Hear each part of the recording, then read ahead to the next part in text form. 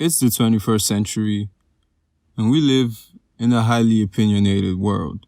Everyone has their own idea of good and bad, right and wrong, and because of this, we as humans, we tend to take a lot of things for granted.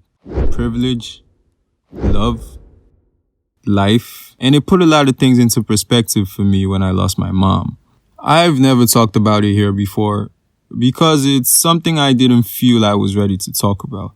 I've told stories about my mom on this channel. Those were before she passed, and losing a loved one, it's one of the most difficult things to deal with as a child, because there's no guidelines for how to get through something like that, especially when the person you lose is someone as irreplaceable as a mother. My mom was my best friend, literally my only friend growing up. For quite a while after getting married to my dad, she wasn't able to have any kids. And in the African society, there's stigma for women who are seen as unable to bear children. But my mom was a strong woman.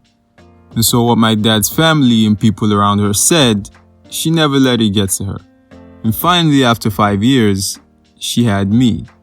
And this story is reflected in the name she gave to me, a name which means the one with whom the Lord gave me joy. And it's apparent in how she took care of me and never let me worry about anything. I remember one particular time, I was in the 7th grade, and my classmate pointed out the fact that I had a pushed back hairline.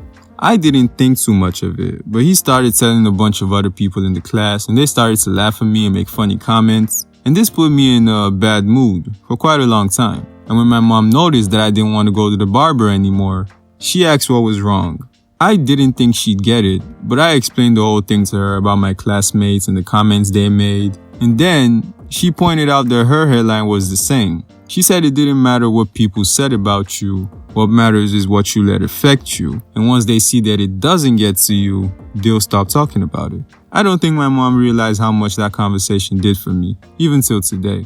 Losing her was especially hard on me, and I don't think I realized how deep it was for a long time. My friendships were affected.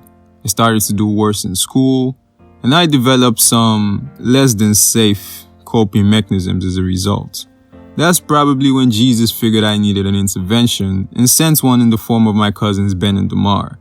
We were never really close to begin with, but then they started coming around more often, and they would take me out to see movies, buy me food, and talk to me. Being that they both lost people close to them, they could relate to what I was going through.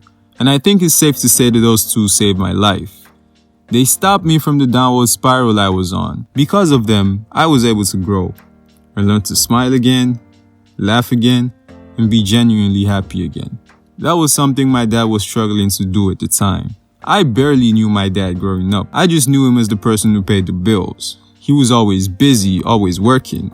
And so for a while after losing my mom, it was hard for him to connect with me and my little brother. And I don't blame him. He never knew his parents, and so he moved a lot from one family member's care to another. And society made him feel like all he had to do as a man was put food on the table. So that was all he did. He never knew how to be a father, but he was willing to learn. I remember one time in the 9th grade when we had an open day at school. Parents come to the school to see their kids' teachers and know how they're doing in school. And my mom had never missed a single one.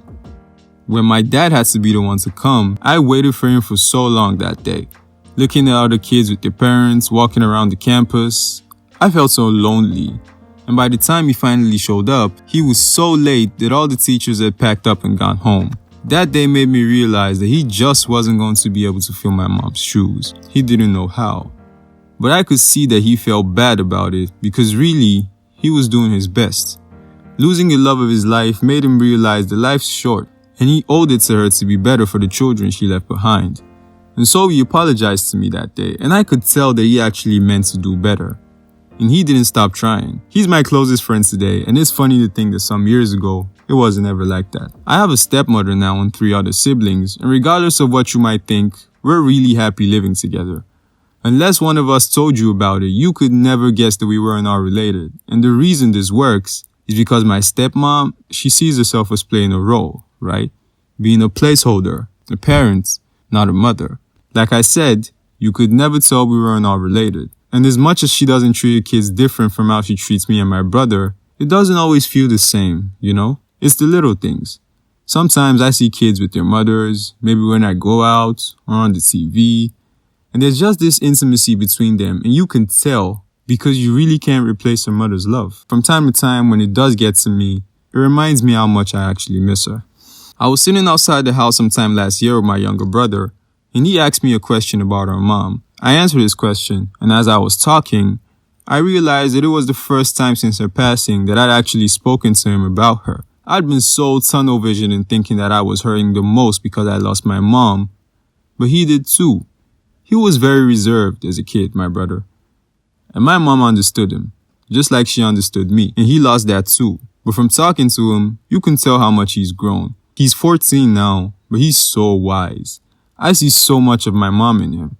Whilst losing her made me sad and angry, and I resorted to so many bad habits, my brother's kind and emotionally intelligent and patient. I see him, and I see a better version of me. What I should have been, but I wasn't. It's why I'm so hard on him these days when he does something wrong, because he's a good kid with a good heart. And I made myself a promise to take care of him and make sure he doesn't make the same mistakes I did.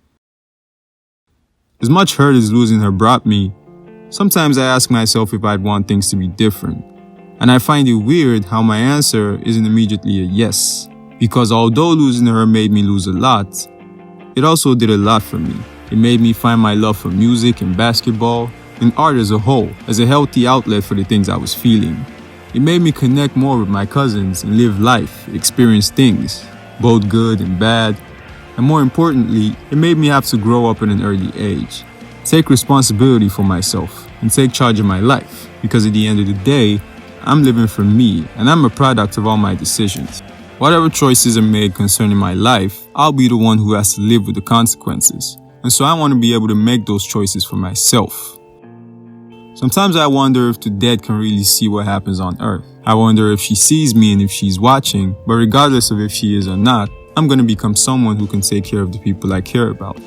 Just like she did. Someone she can be proud of. Someone I can be proud of.